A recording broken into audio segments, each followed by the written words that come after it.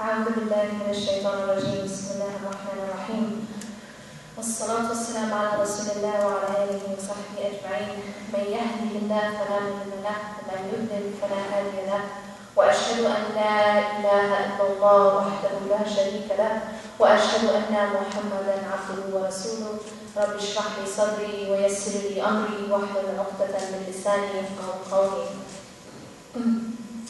So it's February, which means that love is in the air. Or at least that's what flower shops and chocolate shops want you to believe. So I want to talk about what is love, what is not love, and inshallah what should we be seeking when we do seek a spouse or a life partner, inshallah. Now I want to begin actually by talking about what is not love. And unfortunately, a lot of what we see in the media, what we see in movies, what we read in books, is actually something other than love. There's a statement by one of the philosophers that says that love is a serious mental illness. Now, the question I want to ask you is this: is love really a serious mental illness?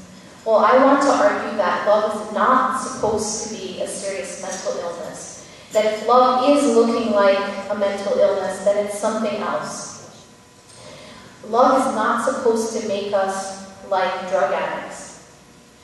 So if what we love has made us unable to function, has made us completely debilitated, has taken over basically our sanity, and we're willing to sacrifice anything for it, then we should know that it's not love, but it's more like an addiction. It's more like slavery. And so there is a concept that we're told about in the Quran called Halal. And Halal can, usually often translated to be desires or lower desires. But Hawa is in general any inclination that I have internally, either emotional, intellectual, whatever.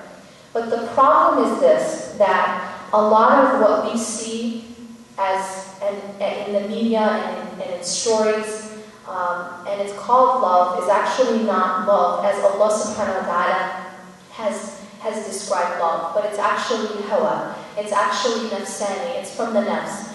And what happens is that the heart begins to sort of worship something else, or something else becomes competing with the love of Allah subhanahu wa ta'ala. And Allah describes the people. There's a group of people who Allah subhanahu wa ta'ala describes that they take their hawa as their ilah. So what that means is that anything their desires tell them to do, they obey. So this is a person who, regardless of morality, regardless of right or wrong, they will do anything that their desires command them to do. And even if that means doing what is displeasing to Allah subhanahu wa ta'ala. And so that's why it's described as a form of worship. Allah subhanahu wa ta'ala says that they've taken their hawa as an ilah. And an ilah is something, when we become Muslim and we say, and as a Muslim we say many times a day, every time we pray, we say, La ilaha illallah.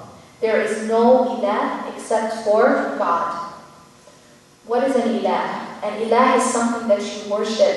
An ilah is something that you obey. An ilah is like a deity. It's something that basically your entire existence revolves around. Now there are people who make their desires into that.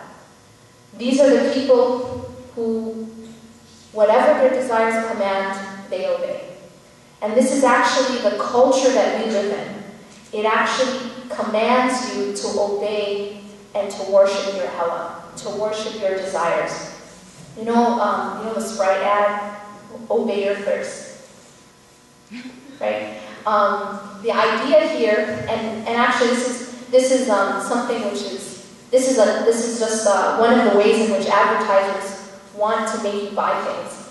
And the idea here is whatever lower urge you have, just obey it. Just, submit to it. And so the idea even is that sin becomes something beautified. Right? So something is sinfully good. Like you really shouldn't be able to put sin with good in the same sentence. But the idea is that something is actually more pleasurable if it's sinful. This is a culture that tells you to worship your desires. So if you feel something, you just obey it, you do it. Nike. Just do it. Just do it. So the idea here is that there are people who live in this way as if they take their desires as their ilah, as their God. And so what happens as a result is that when you love someone, you're willing to displease Allah subhanahu wa ta'ala for the sake of that person. That means that you're willing to engage in a haram relationship with that person, because what happens is you're kind of like what you love and also your worship is to something other than, or something more than your worship to Allah subhanahu wa ta'ala. Because what you do is, you have a desire for something. And what you do is you obey that desire over the obedience to Allah subhanahu wa ta'ala. Now Allah warns us, even when something is halal. So in one of the ayats where Allah subhanahu wa ta'ala speaks about love, He says, and this is chapter 9, verse 24. He says, "Say, if your fathers, your sons, your brothers, your spouses, your relatives, wealth which you have obtained, commerce wherein you fear decline, and dwellings in which you are pleased, are more beloved to you than God and His messenger, and struggling in His cause, then wait until God executes His command. And God does not guide the defiantly disobedient people." What is this ayah telling us? This ayah is something we really need to pay attention to, because every single thing that's listed in this ayah is actually halal. So I began by talking about things which are haram, something that's clearly haram, a haram relationship outside of marriage. It's clearly haram. But even within the halal, right? Your fathers are halal to love. Your sons are halal to love. Your brothers are halal to love. Your spouses are halal to love. Your relatives, your wealth, your commerce, and your house, your dwelling, all of these things are halal to love. But the warning here is that if any of these things you love more than Allah and His messenger and striving in His cause, then that is the problem. And what happens as a result of that is it's a torment in this life before the next. So let me ask you this. Would anyone in this room, or anyone who's Muslim, say that they love their spouse more than Allah subhanahu wa ta'ala? Probably nobody, hopefully, would admit that. Nobody would say, I love my spouse, or I love my father, or I love my whatever, my nice car more than Allah subhanahu wa ta'ala. And yet what happens is with our actions, that's exactly what we say, or what we're doing. Because what happens when I'm faced with a decision, or I'm faced with a choice, and I have to choose between what is pleasing to my spouse, what is pleasing to my father, what is pleasing to my brother, and what is pleasing to Allah. And what I end up choosing is what I love most. The one who I want to please is the one I love most. Let me give you some examples. One example is before marriage. Now, I might be in love with someone, right, before marriage. And again, we talked about, is that love or is that something else? But whatever feeling I have for somebody outside of marriage, and Allah subhanahu wa ta'ala, it's displeasing to Him for me to have a relationship with that person outside of marriage. But because I have such an attachment to that person, I end up choosing pleasing that person, or end up choosing being with that person over the pleasure of Allah subhanahu wa ta'ala. So in that way, I'm basically showing what I love more. Because when you love something, you obey it. And when you love something, you want to please the one you love. So we have to ask ourselves what it is that we really love most. And if we love Allah subhanahu wa ta'ala more, when we're put in that situation where we have to choose, we choose that which we love more. Another example, sometimes there'll be sisters who, they might have a spouse or a family member who wants them not to wear hijab, or wants them to take off their hijab, or puts pressure on them to not put it on at all. And that sister is now faced with a decision, with a choice.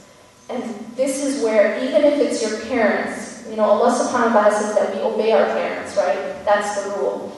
Except when they're telling us to do something which is displeasing to Allah subhanahu wa ta'ala. But when a girl, and sometimes I've seen where sisters are pressured into taking off their hijab or not wearing hijab because otherwise they won't be able to get married. And unfortunately, what's happening in that scenario is we're putting the love of a person, the love of even getting married, above the love of Allah subhanahu wa ta'ala. And in that way, we completely turn things around. Because what is marriage? What exactly is marriage? Let me ask you this. I think one of the problems is that we have taken marriage as if it's the purpose of life. As if it's the end. As if it's, you know, I'm living this life and then the story ends where? In the fairy tale, where does the story end?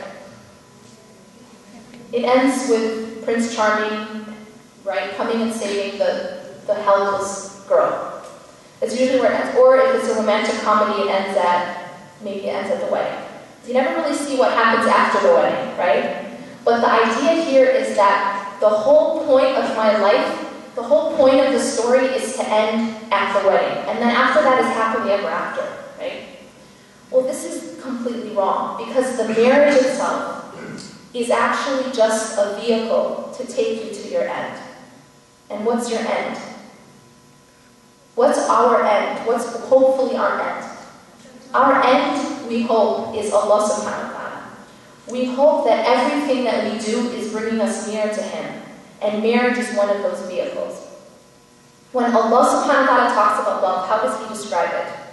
When Allah subhanahu wa ta'ala talks about love, He says in Surah Al-Rum, وَمِنْ آيَاتِهِ أَنْ خَلَقَ لَكُمْ مِنْ أَنفُسِكُمْ أَزْوَاجًا لِتَسْكُنُوا إِلَيْهَا وَجَعَلَ بَيْنَكُمْ مَوَدَّةً وَرَحْمَةً.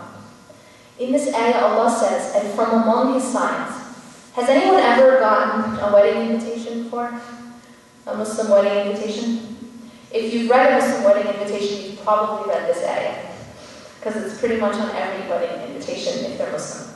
And from among His signs is this, that He created for you, from among yourself, spouses or mates, in order that you may dwell in tranquility with them. لِتَسْكُنُوا إِلَيْهَا. Now, let's just stop and reflect on this for a second. There's a couple things I want to point out. One, it begins by saying, from among His signs. What's the purpose of a sign? What does a sign do? Pardon? Remind you of something? What else does a sign do? Warns you. What? Warns you. Warns you? Okay. Oh, what do signs do on the highway, telling you which way to turn? They guide you, right? A sign is a pointer. A sign is a pointer to something. It guides you. So now Allah subhanahu wa ta'ala is saying that the relationship between a man and a wife, and between the husband and the wife, between the spouses, is a sign of Allah subhanahu wa ta'ala. What does that mean? It means that it's a means. It's a tool of what? What is it a sign of? Who is it a sign of? It's a sign of Allah. So let me ask you this. If that relationship is actually taking me away from Allah subhanahu wa ta'ala, is it the correct type? Is it fulfilling its purpose as a sign of Allah subhanahu wa ta'ala? If it's actually acting as a barrier between me and Allah, then is it fulfilling its purpose? Allah subhanahu wa ta'ala says, وَمِنْ آيَاتِهِ.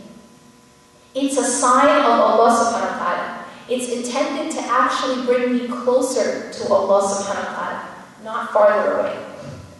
And so that's one of the best ways to know if this relationship, if this love is good for me or bad for me, is ask yourself this question.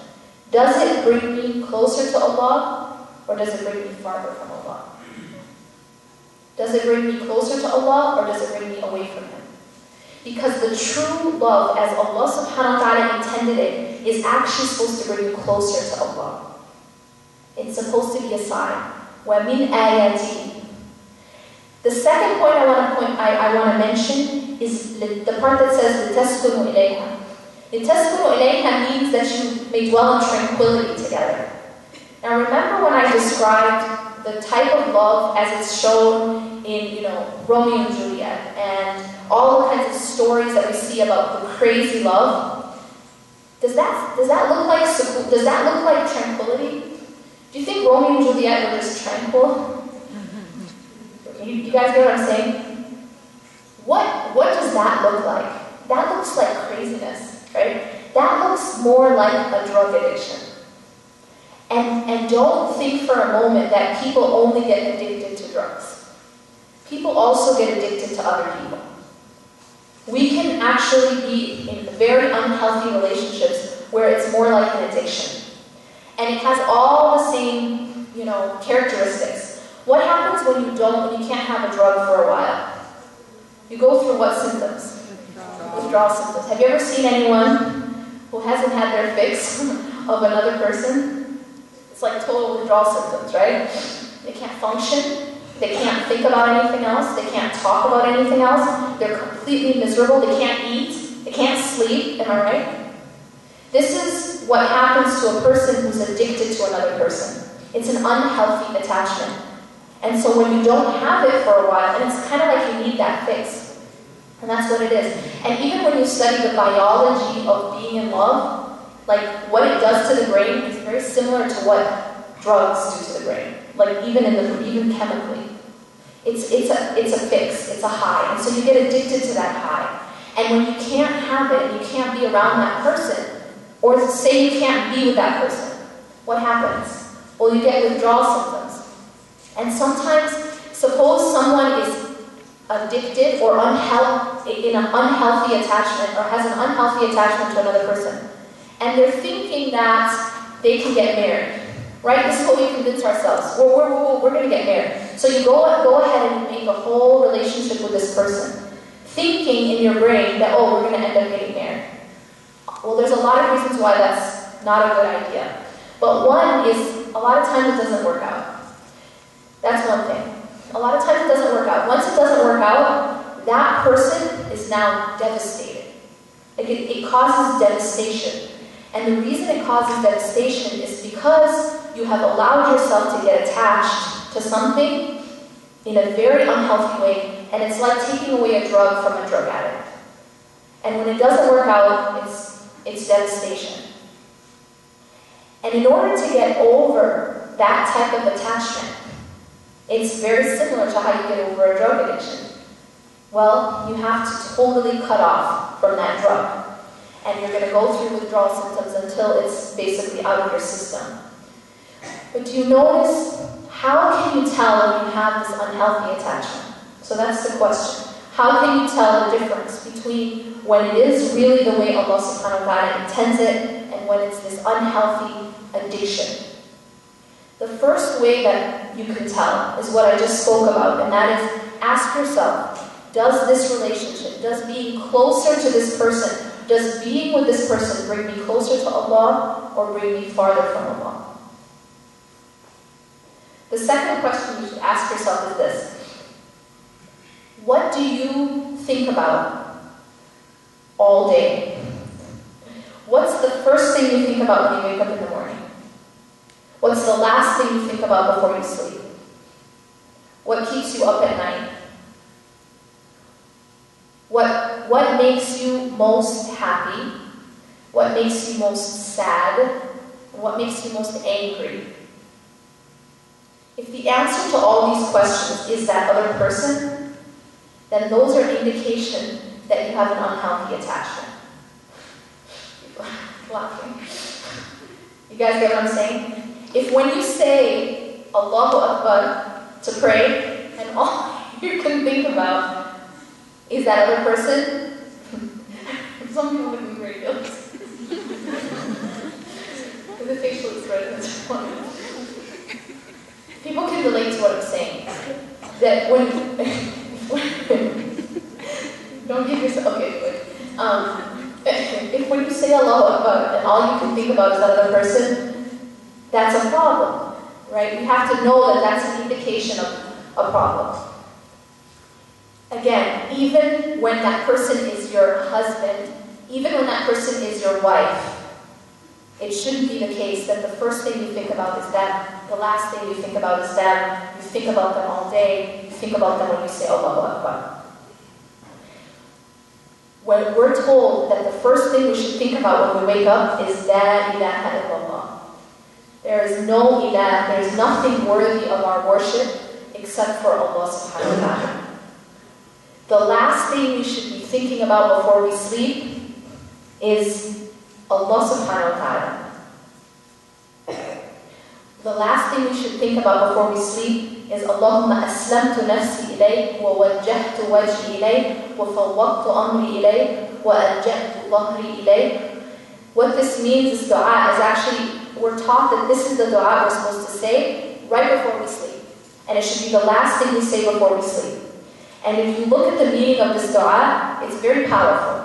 You begin by saying, Allahumma aslamtu nafsi ilayk. I have submitted my entire self to you. Not to another person. To you. وَوَجَّهْتُ وَجْهِي إِلَيْكَ. And I have set my face towards you. Not towards another person.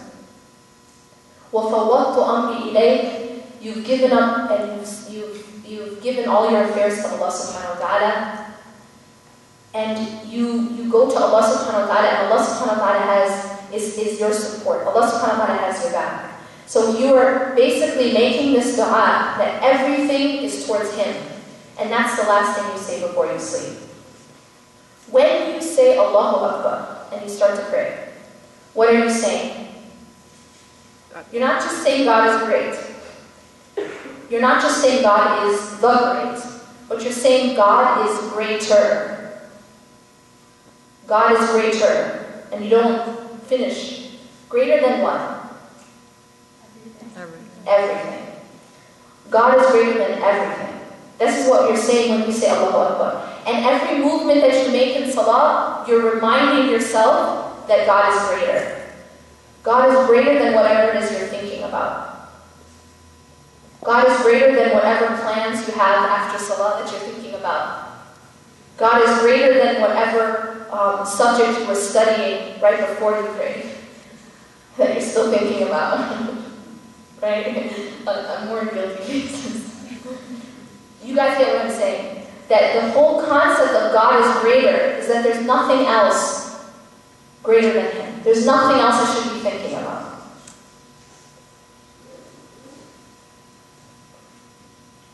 Now, I would say that there's sort of like at least two types of love. There's the type of love which is you love a person because of what they give you. You love a person because of the way they make you feel. You basically love not the person themselves, but you love what they give to you. Again, this is kind of like that fix, that high that they give you. And then there's another type of love where you love the person for who they are. And in that type of love, it's not about what you're getting from that person, but it's about what you're giving. Now, the majority of love, I think, falls in the first category, where when you say I love you, you really mean I love me. Because what I'm really saying is I love what you give to me. I love how you make me feel. I mean, the person is kind of irrelevant. It's kind of all about me. And the problem with that type of love, well, it's nafsani, right? It's about the nafs, but also it's very unstable.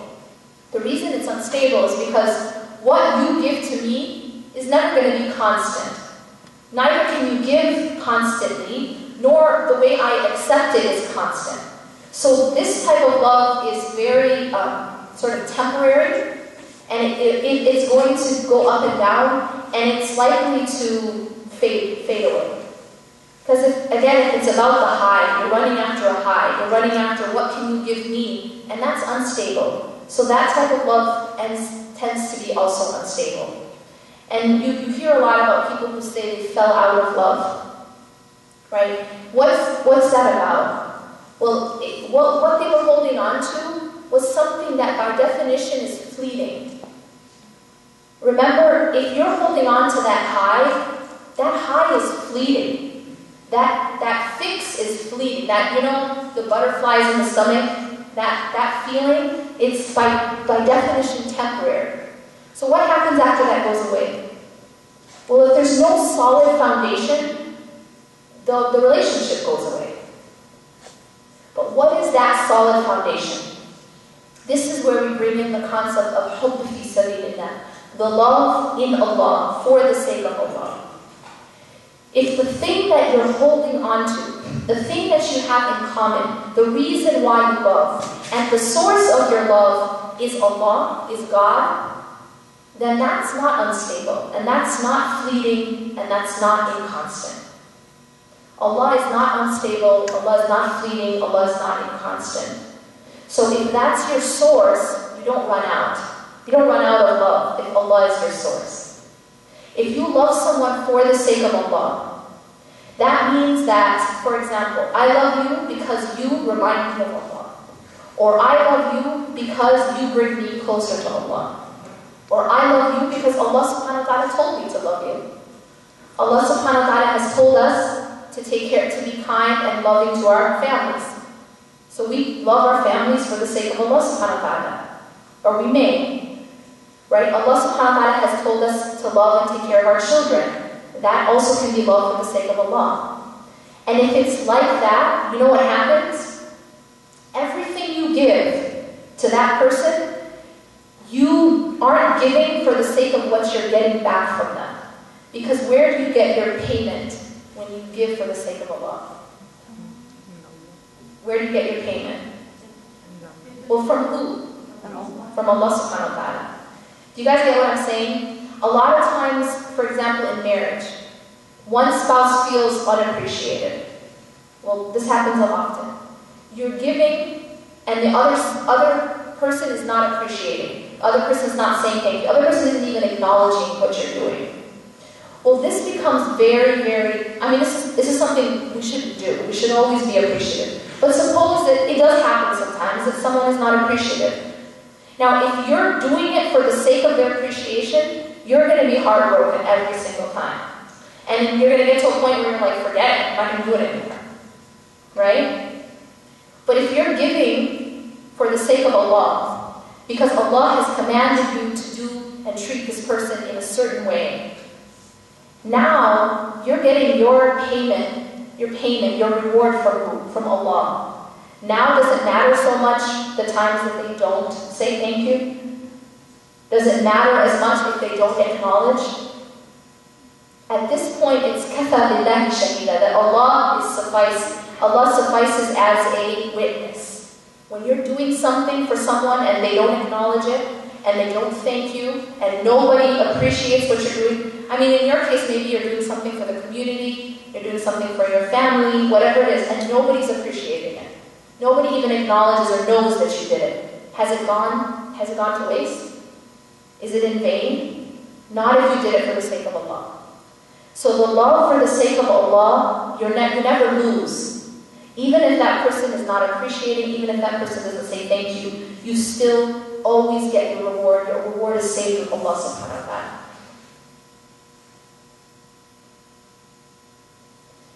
Now, I want to, inshallah, leave time for questions, because, inshallah, I want it to be interactive, a discussion, inshallah. I want to actually share one quote with you. It's a beautiful quote of Ibn Qayyim. Actually, it was said by Ibn Taymiyyah and was quoted by Ibn Qayyim in Madarij, I believe. And the quote says, this is the translation, "The perfection of Tawheed is found when there remains nothing in the heart except Allah. The servant is left loving those he loves and what he loves, hating those he hates and what he hates, showing allegiance to those he has allegiance to, showing enmity to those he shows enmity towards, ordering what he orders and prohibiting what he prohibits. Now, what is this quote talking about? If, again, what's filling your heart is the love of Allah subhanahu wa ta'ala, then what comes out of that is that you begin to love everything that Allah loves. And you begin to hate everything that Allah subhanahu wa ta'ala does not love. That means that you're not going to want something which is displeasing to Allah. Think for a moment right now about the person on this earth that you love most. Just bring that person to mind for a second. Now think about what it would feel like if that person were so angry with you that they didn't want to speak to you. Or wanted to have nothing to do with you. It's a frightening feeling, right? Displeasing that person causes a lot of anxiety in us, a lot of pain in us.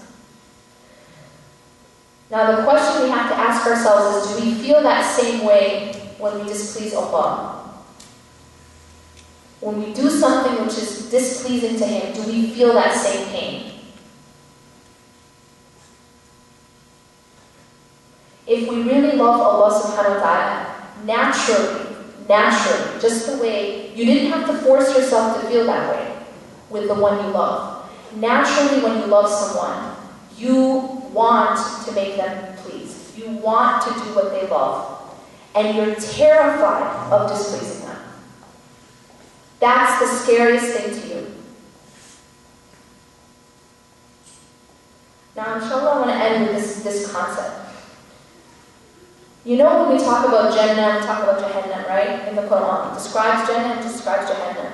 And when Jannah is described, we talk about rivers, we talk about, palaces. There's so much beautiful description of Jannah. And Jahannam is very frightening, the way that Jahannam is described, hellfire. But you know what the best part of Jannah is and the worst part of Jahannam is? The best part of Jannah is that the believers in paradise are given the opportunity to actually see Allah subhanahu wa ta'ala with their physical eyes. Allah subhanahu wa ta'ala will remove the hijab, the veil, and they will actually be able to see Him. And that's actually the greatest reward of paradise, is to see God. And you know what the worst punishment of hellfire is? They will never see God. They will actually be blocked off from Allah subhanahu wa ta'ala. There will be a hijab between them and Allah subhanahu wa ta'ala, a veil. And Allah will say to those people that He doesn't want to have anything to do with them. He says that He will not speak to them. He will not purify them. And one of the scariest things, the scariest concepts is this, that Allah subhanahu wa ta'ala says that on this day, you will be forgotten as you forgot my signs. Now think for a moment about this. Imagine this isn't your mother, this isn't your brother, your sister, your spouse. This is the Lord of the universe saying to you that you'll be forgotten. This is to the one who forgets Him in this life.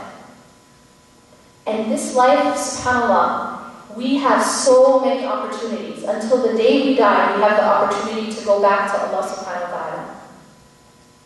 But once we leave this life, if there was something else that we love more than Allah subhanahu wa ta'ala, that thing will not be able to do anything for us on the Day of Judgment. That person will not be able to do anything for us on the Day of Judgment. And we're told in the Quran that on the Day of Judgment, the mujrim, the person who wronged themselves first and foremost and who did wrong, they will be willing to sacrifice their own family members just to save themselves. So these people who you love more than Allah in this life, On the Day of Judgment, you'd be willing to sacrifice them just to save yourself. So we really have to ask ourselves what we love most.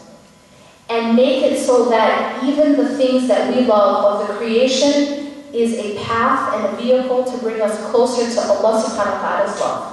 أقول قولي هذا واستغفر الله لي ولكم إنه غفور رحيم سبحانك اللهم وبحمدك نشهد أن لا إله إلا أنت نستغفرك ونتوب إليك. Inshallah, what I'm going to do now, I don't know if we have paper that we can, because sometimes some questions people don't want to ask out loud. But if there's anyone who does have a question they'd like to ask, just raise your hand.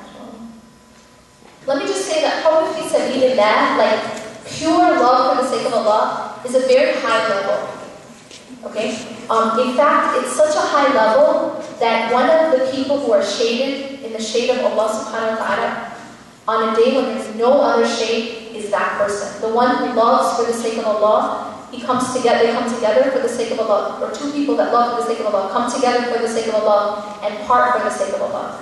So don't think it's it's like an easy thing, right? It's a very high level of love. But basically, there's different there's different levels of love for the sake of Allah. The pure love for the sake of Allah means my nafs has no share in it, and that's something very difficult. But the concept of love for the sake of Allah means that I love you because of Allah. I love you for Allah. And I love you through Allah. It means that, for example, when you love somebody because they remind you of Allah, and that's the reason you love them. You don't love them for anything else that they give you. You love them just solely because they remind you of Allah. Sometimes there's like teachers or shuyukh or you don't know anything. There's no other reason that you love this person except that they teach you and they bring you closer to Allah. That's love for the sake of Allah. Okay? When you love somebody because Allah subhanahu wa ta'ala has commanded you to love them, that's love for the sake of Allah. So, for example, you can make your love for your children, your love for your parents, your love for your spouse for the sake of Allah. Why? Because Allah has told us to love and take care of them and treat them in a certain way. So when I do that, and I do it because Allah has told me to, that's love for the sake of Allah. How do you know that the love is for the sake of Allah? That might be another question. One way, again, goes back to that same question. Does my love for this person bring me closer to Allah or farther from Allah? The other question is, when that thing is taken away from me, that's really where the test comes. If that thing is taken from me, I might say, I love this person for the sake of Allah, but then, or I want to marry them for the sake of Allah, right? But then when it doesn't work out, I can't let go. Well, that's an indication it was not for the sake of Allah, because who has decided that you should marry that person? Allah subhanahu wa ta'ala. You see? So sometimes we say that we love for the sake of Allah, but really it's not. And it's very difficult. But one good test is when it doesn't work out, or when something is taken away from you. We know that ultimately that's the decision of who? It's Allah subhanahu wa ta'ala's will. So if it really was for His sake, then I would be content with that, and I'd be okay with it. Not, no, but this is what's best for me, for sure. Oh no, Allah knows best. And if it was for Him and through Him, then you'll be okay. Does that make sense? See, I knew you guys had questions.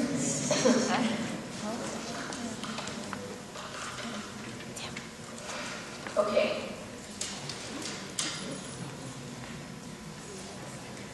Alright, they're all similar. Okay, so actually this is exactly what I'm writing my current article about, these questions, this exact question. This asks how you get rid of the addiction. Okay? And this other one, what strategies have you found that works when you're trying to detach yourself from someone?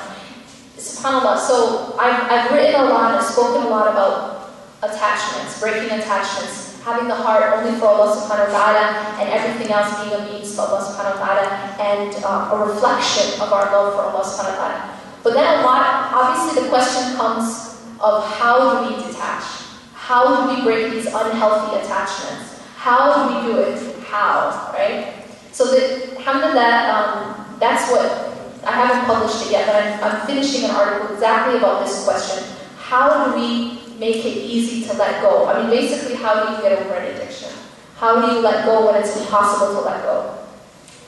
And the best advice that I can give you is, you know how they say that you don't get over someone until you find someone better?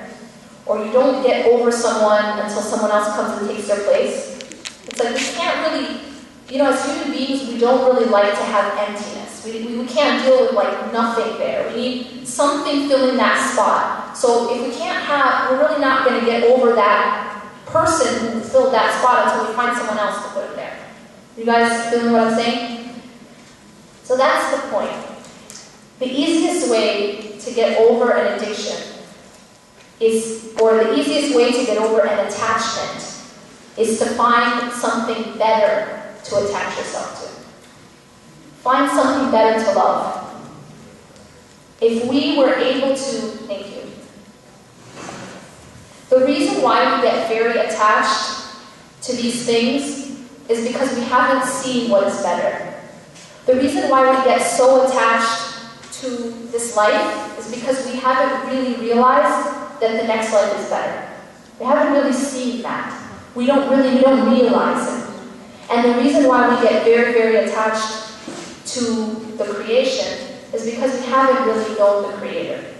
And we haven't realized, if we were able to see the Creator, if we were able to really know the Creator, and if we were able to know that love, it would overpower any other love. So I think that we get attached in an unhealthy way, we get addicted in an unhealthy way because we haven't found something better. We haven't built that higher attachment to Allah subhanahu wa ta'ala. We haven't filled enough of our heart with Allah. We haven't filled enough of our heart with Allah. And when you fill your heart with Allah and the love of Allah, it will take over. It will, because it's so much greater. You can't compare the two. You can't compare the Creator and the creation. And when you put the two next to each other, the one that's so much greater is going to completely demolish the other one. You guys understand what I mean? And I give this example in the piece I'm writing right now, that when a little kid falls in love with a toy car, he sees a toy car in the store and absolutely falls in love with it. He's going to become consumed with that love. He's going to be obsessed with getting that car, right? And every time he walks by that car in the store, he's going to have to hold himself back from stealing it because he loves that car so much. But what happens if that boy sees through the window of the store and sees a real car, sees a real Ferrari, the real thing? What's going to happen to his attachment to the toy car? Is it any more a struggle not to steal it? Is it any more a struggle to break that? No, because he saw something better. He saw the real version. And that's what we have to do. If we could see the real life, right? This is the dunya. The dunya is the lower life. By definition, it's the lower life. Dani comes from the word which means lower. There's a lower life and there's a higher life. The higher life is the hereafter. If we could see the real version, the higher version, we would easily break our attachment to the lower one. Our problem is we only see the toy car. We don't see the real one. Our problem is we only see the creation. We don't see the Creator.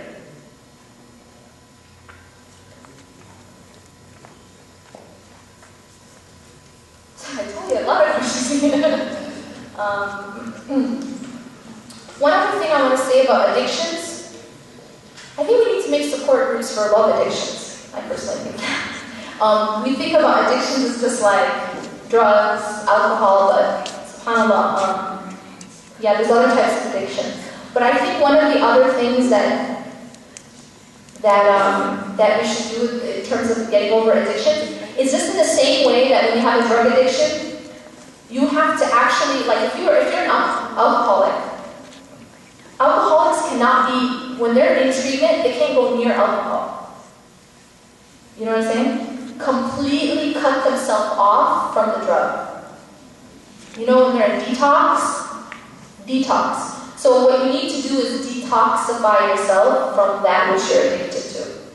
Detox, meaning completely cut off all communication, all remind, just cut yourself off from the drug. And then you go through this detox, you know, and you get over it, and then maybe after that, you don't have to have as severe of a cutoff. But part of the treatment is to cut yourself off, like you would with a drug. Okay.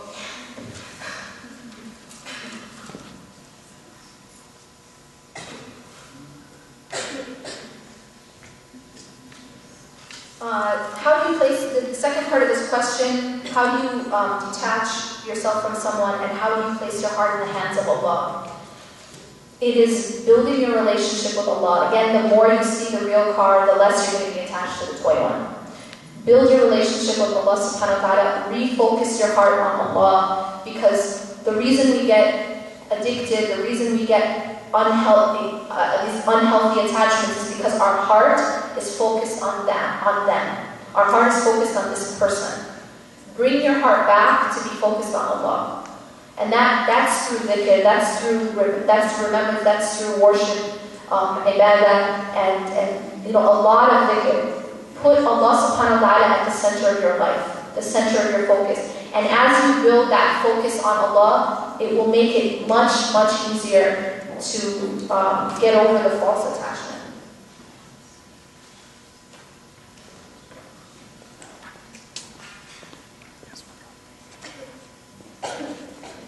So, can a relationship that was nafsani based turn to one that's fisabilillah?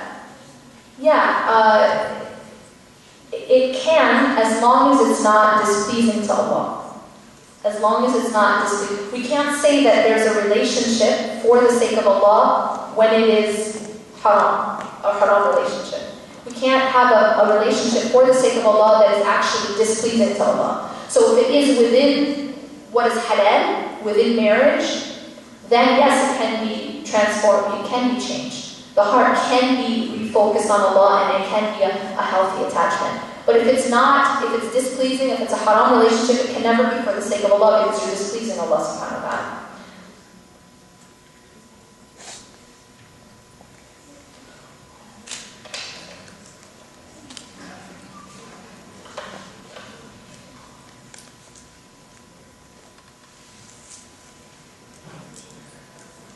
So you said that we must love people because of Allah. Does it mean we can love anyone and make him or her a person who can remind us to Allah and marry him or her? Well,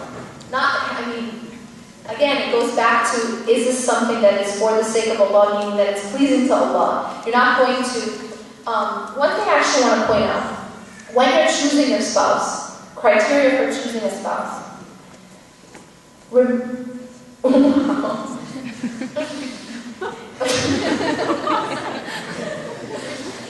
okay. Remember, everyone was like dead quiet when I asked the questions. Remember when I said that, does this person bring you closer to Allah or farther from Allah? This should be a criteria in choosing a spouse. Because we have a goal. We have a goal. And marriage, we said, was your vehicle to get to that goal. Now, if you get a car that doesn't run, and it's going to stop, and in fact, it's going to keep you from getting to your goal, is that very wise? If you have a goal, and you're clear about that goal, you're going to want to use the best vehicle to get you there. So, your spouse, this person is going to be the closest to you. And this person, inshallah, is going to be with you for the rest of your life. You have to be very careful what type of vehicle you're using to get to your goal. What type of spouse you're marrying. If you're marrying someone just because of the way they look, that's like getting a car that looks really nice but doesn't even start. Where's it going to take you? It's not going to take you to your goal. And eventually, guess what happens to that car? It's going to rust and it's going to fall apart. That's just the way we are. This is a body that's going to pass away. And with every year it gets older. Nobody can escape aging. No, Angelina can't, nobody can. You know what I'm saying? You can't. So the point is, think about, be wise in your decision. Everything is passing away. All that's going to matter is the substance, the heart. And if you want your heart to go to Allah subhanahu wa ta'ala, you want a spouse who's going to help you with that journey to Allah.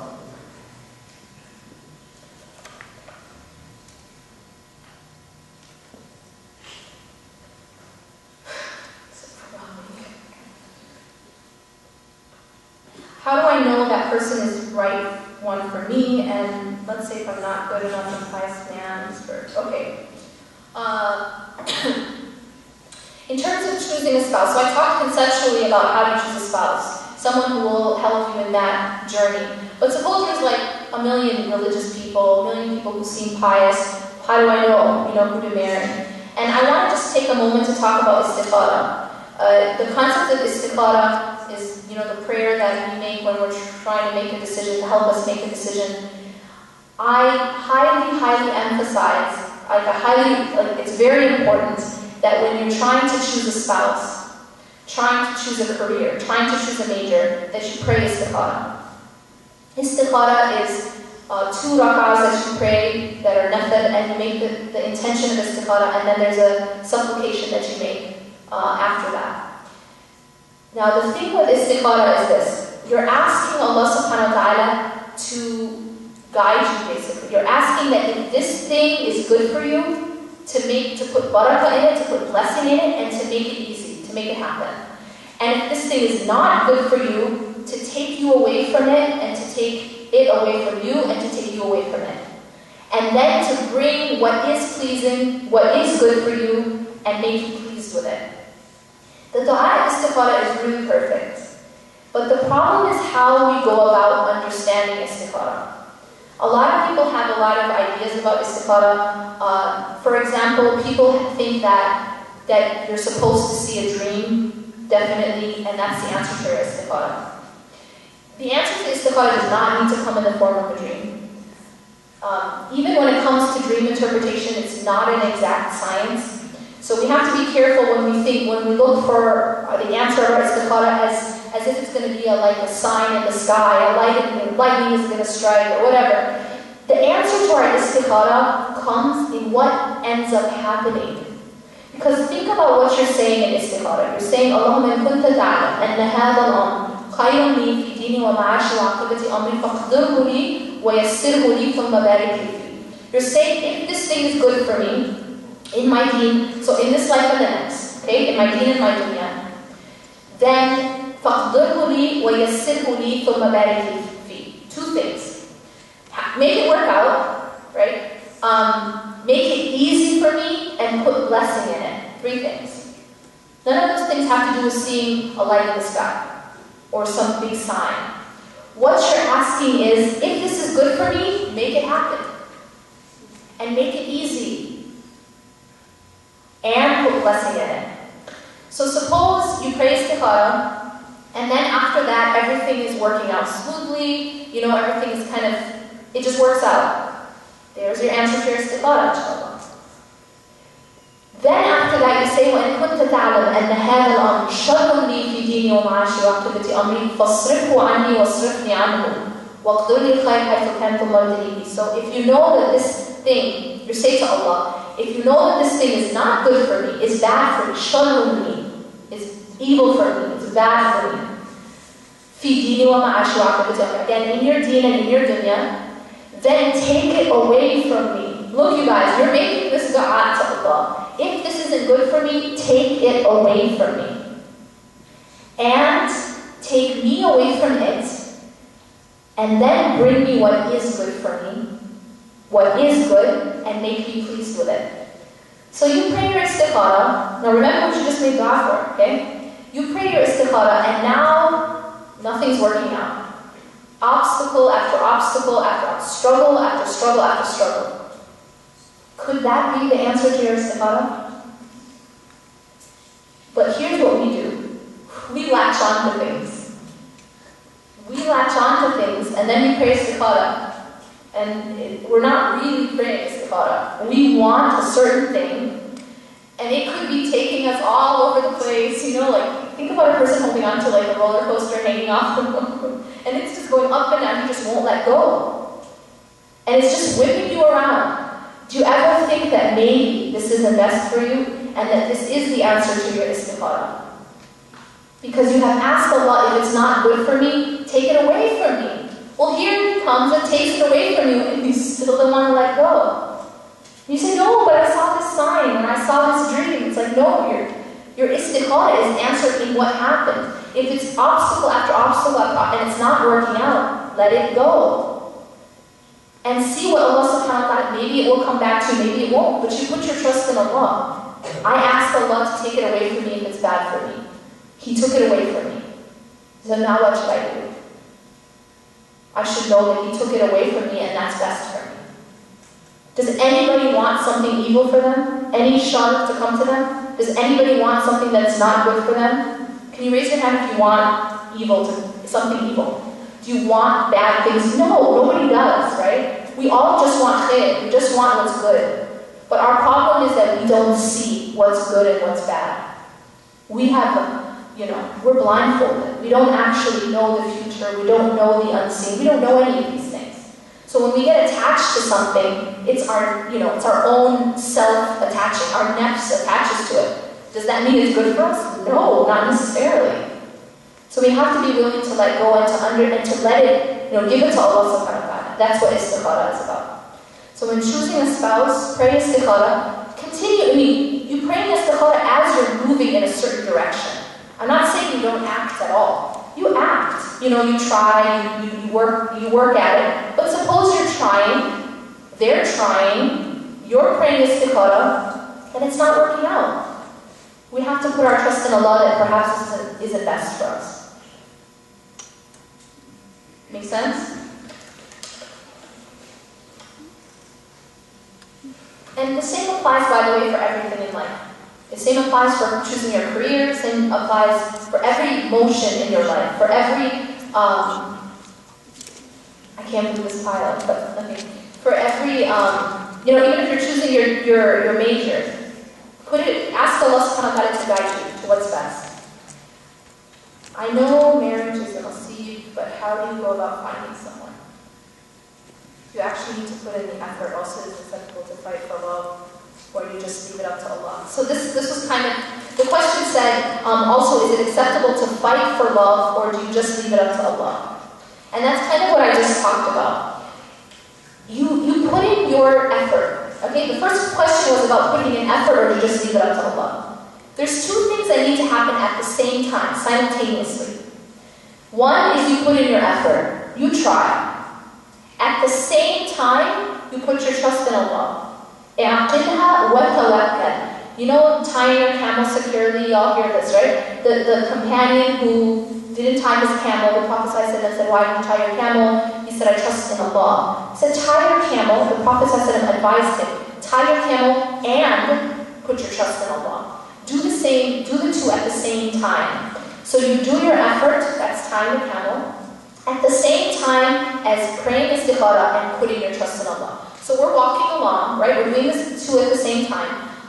I'm putting in an effort, I'm praying istikhara, putting my trust in Allah. And as I'm doing the effort, obstacle after obstacle, it's just not working out. What should I do?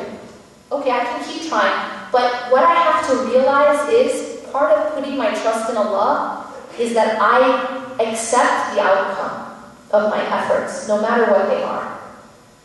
I might try for something and it doesn't work out. I need to accept that as, you know what? This is best for me, because that's exactly what you asked of Allah. You said, if it's best for me, make it happen, and if it's not best for me, take it away. See, sometimes we pray istikhara, we don't even know what we're saying. It's just like words, but we just, go in our direction. We are telling Allah to take it away if it's bad for us. So you try at the same time putting your trust in Allah and accepting the outcome. Make sense?